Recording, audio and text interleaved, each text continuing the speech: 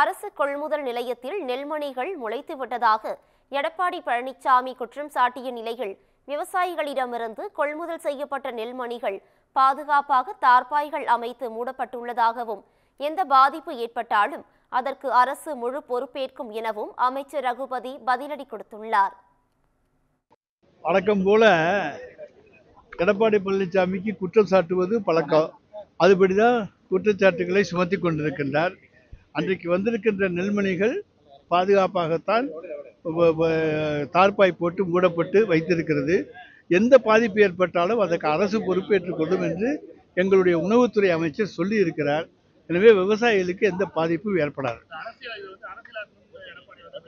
எடப்பாடி எதை அரசியலாக்கினாலும் அதை பற்றி எங்களுக்கு கவலையே கிடையாது. அவரை மக்கள் அதை பற்றி கவலைப்பட மாட்டாங்க.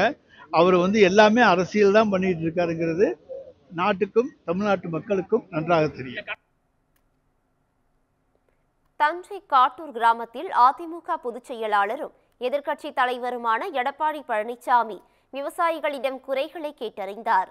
நெல் கொள்முதல் நிலையத்தில் மழையில் நனைந்த நெல்மணிகளை பார்வையிட்டு விவசாயிகளிடம் குறைகளை கேட்டறிந்தார். நெல் கொள்முதல் நிலையத்தில் நெல் மூட்டைகள் அனைத்தும் உடனடியாக கொள்முதல் செய்யப்படுகிறதா? ஒரு நாளைக்கு எத்தனை மூட்டைகள் கொள்முதல் செய்யப்படுகிறது? மழையில் நனையாமல் இருக்க பாதுகாப்பான முறைகள் தரைத்தளம் அமைக்கப்பட்டுள்ளதா என விவசாயிகளிடம் கேட்டார்.